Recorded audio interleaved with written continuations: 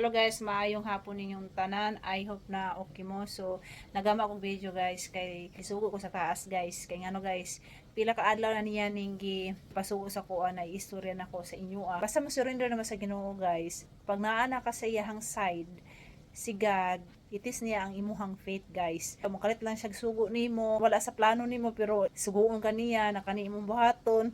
Wala ka choice, dapat nimo siya sundon. Katong mga taong naa sa Kristo is makasabot gyud mo sa side nako guys. Ilang tayo ko sa Ginoo, sa man ako buhaton ni God? Sa man ako pag-explain ani bi? Pila na kaadlaw niyang gisugo nako na iistorya nako sa inyo Pila ka adlaw na niyang gibalik sa ko guys na ako na siyang iingon sa inyo Importante siya guys. Before na ko siya ipakita guys, nga sa ko istorya ninyo.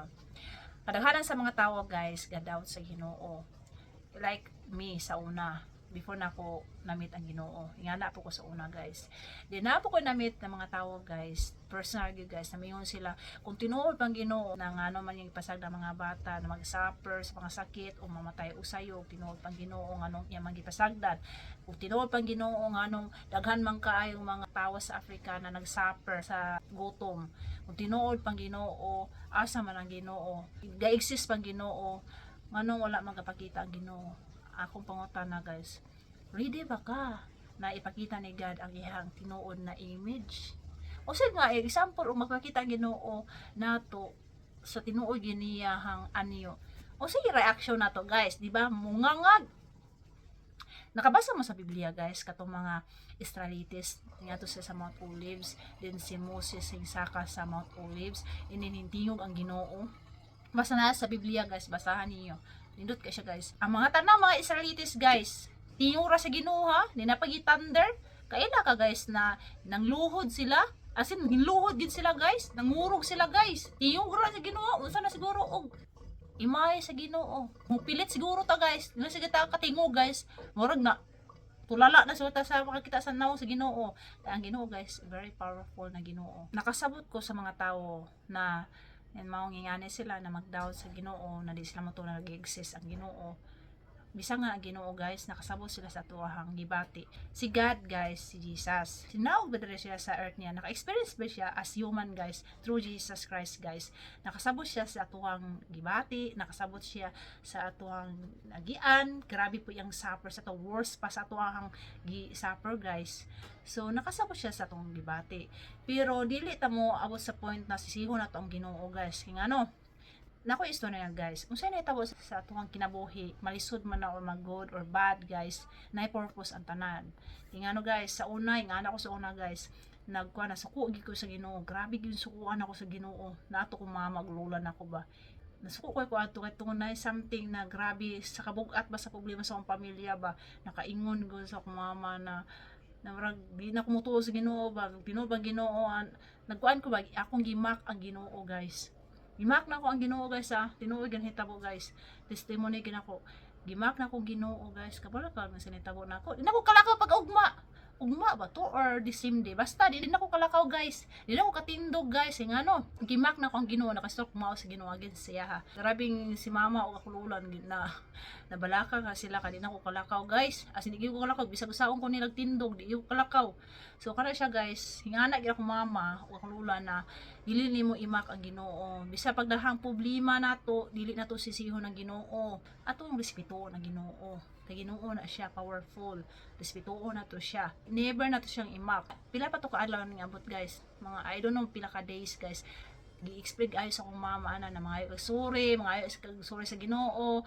Ayaw isya imak katong imong istorya, bawi ana na pasaylo na kuan sa imo lang tong emotion nimo ana kalabalo ka guys. Pag kumpis na ko sa akong sala guys, ngaya ko sa Ginoo, yaha akong gi pasaylo. And then guys, human ako og kumpis ako ang mabuhat niya guys, yaha akong gi balik ko sa normal guys, nakalakaw ko guys. As in, mana akong testimony guys. Kaya dili ta moabot sa point na imak na tong Ginoo. Di na to kana moabot sa point na sisihon na tong Ginoo. Tinuod pang Ginoo, asa man siya karon ana, dili na to siya sisihon guys. So, never na to siya imakay. Ngano? Remember, si God, tagya ang tanan. Kinabuhi na to guys siya ang tagya. Siya magbuot, kanusaan niya, kuhaon na to ang kinabuhi. Irespeto na to Ginoo ka siya, Ginoo.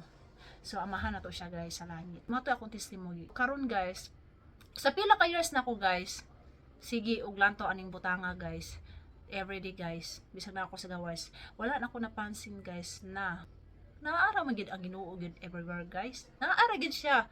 Bisag asa ni mo lang to, left and right, front, back side, naa ang Ginoo guys. Nunin na ni Papagan na magpakita og physical niya. Nunin na ni Papagan magpakita og sign and wonders guys. Para lagi mo tuo ta nag-exist ang Ginoo guys. Ato sa gawas guys, ato sa garden nimo, usa makita nimo. Kumato ka sa park, usa makita nimo. Kumato ka sa farm, usa makita nimo guys. Mani ingon sa Ginoo nako guys, nagisugo niya guys na pila ka adlaw. Mangutana po ko sige usaon ako siya pag-explain God, tabangi ko kay para masabtan sa mga viewers. Unsa may imong i-message sila ha. So mani siya guys ang gisugo sa Ginoo nako. So kani siya. Kani siya guys ha. Lantawa ni siya guys. Kung imo siyang lantawon, tutukon nimo siya ayo. Usay forma, di ba? Straight man na siya. Pero ang ug imo siya lantawon ning leaves guys. Unsa may forma ni la. Tutuka. Unsay porma, unsay mapansin ninyo ana guys.